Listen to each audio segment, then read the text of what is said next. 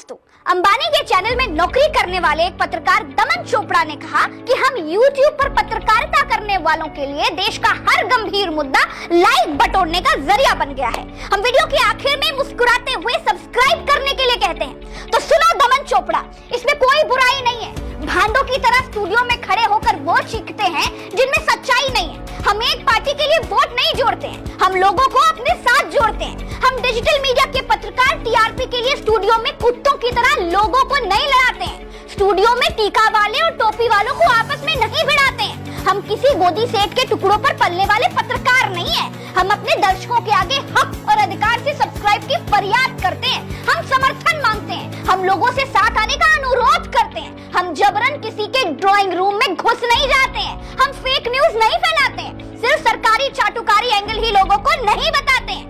हम एक नेता को महान बनाने के लिए दिहाड़ी मजदूरी नहीं करते हैं। नेता कहे तो काटो, नेता कहे तो भौंको, बलवंत राय का पट्टा गले में डालकर नहीं चलते हैं।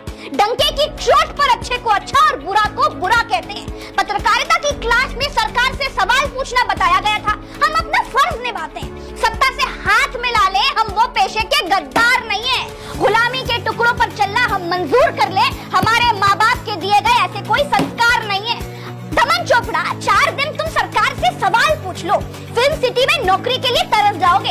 हम तो केवल लाइक करने के लिए कहते हैं, हम तो केवल सब्सक्राइब करने के लिए कहते हैं। तुम जैसे टीआरपी जीवी लोग हर बृहस्पतिवार को पहले अपनी नौकरी बचाते हो, फिर एक नेता के हुक्म पर पूरा दिन प्रोपेगेंडा चलाते हो। हम एक नेता की महानता के गीत गाकर मिले बिस्कुटों पर नहीं जीते हैं। हम लोगों के बीच जाते हैं, हम लोगों की आवाज उठाते हैं। दमन चोपड़ा, मैंने कल ही एक गरीब मल्लाह को मंत्री से मिलवाया है। उस गरीब को घर दिलवाने का वादा करवाया है। अपने प्रयासों से कईयों की मदद करके समाज सेवा का आनंद उठाया है। कितने लोगों को तुमने अपने स्टूडियो में बुलाकर जिन मंत्रियों की चापलूसी तुम करते हो उनसे हक और अधिकार दिलवाया है। तुमने अपने कितने दर्शकों के जीवन का अंधेरा मिटाया है। अरे एक भी उदाहरण दिखा नहीं पाओगे, एक भी उदाहरण बता नहीं पाओगे, क्योंकि तुम्हारे और तुम जैसे लोगों के स्टूडियो में आम आदमी की कोई जगह नहीं है। आम आदमी से जुड़ी खबरों को तुम फटाफट में निपटाते हो।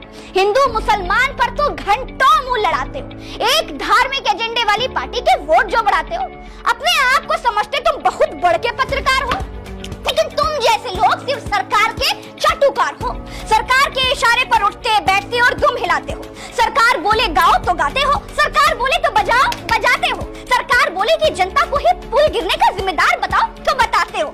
तुम्हारी पार्टी को दिल्ली की जनता हरा दे तो दिल्ली की जनता को ही मुफ्तखोर ठहराते हो। पत्रकार का काम था सरकार से सवाल करना, लेकिन तुम जैसे लोग सरकार के बट्टे बन गए हो। सरकार की तरफ चलने वाली हवा में लहराने वाले दुपट्टे बन गए हो। हम अपने दर्शकों से लाइक की प्रार्थना करते हैं, हम सब्सक्राइब की गुजारिश करते हैं। महंगे होटलों में दल्ले बनकर 100 करोड़ की सिफारिश नहीं करते हैं। पत्रकार का काम होता है सच दिखाना, और तुम जैसी मीडिया का काम है सरकारी बांसुरी बजाना। अगर है हिम्मत तो बताओ कि 2014 के बाद से कितनी डिबेटों में तुमने सरकार को घेरा है। प्रधानमंत्री से क्या तुम ये पूछ पाए कि मणिपुर के लोगों के जीवन में क्यों अंधेरा है? मणिपुर पर मोदी से नहीं पूछ पाओगे सवाल। अरे दूसरे ही दिन तुम्हारा गोदी से चैनल से देगा तुमको निकाल।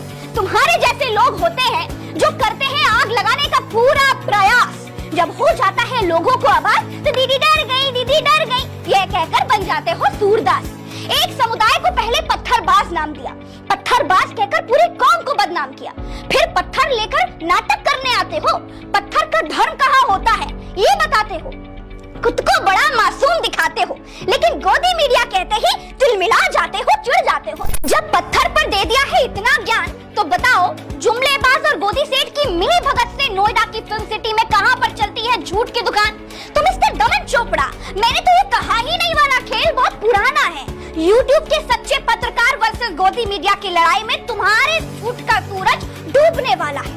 तुम जैसे लोग जिले, कस्बों, तहसीलों, गांव, मोहल्ले से सच्ची पत्रकारिता करने वालों को लोकल बुलाते हो।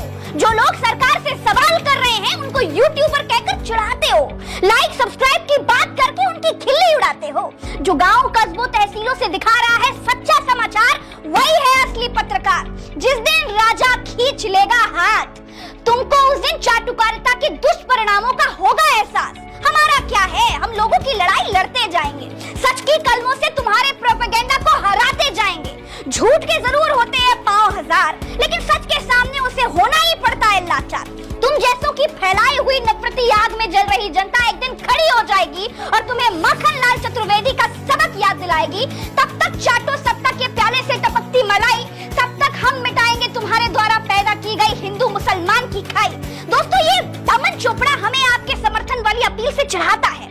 मैं प्रज्ञा मिश्रा गर्व से आपका समर्थन मांगती हूँ, अधिकार से आपका समर्थन मांगती हूँ। सब्सक्राइब कीजिए, लाइक कीजिए, इस वीडियो को इतना शेयर करके आप सच की ताकत को दिखा दीजिए, अपनी ताकत को दिखा दीजिए। गोदी मीडिया का बहुत जल्दी बोरिया बस्तर बंधने वाला है, इसका ऐलान इस वीडियो को शेयर करके कर दीजिए, क्योंकि अब झूठ से आर पार की जंग लड़ने का समय आ गया है। जय हिंद, जय भारत दोस्तों।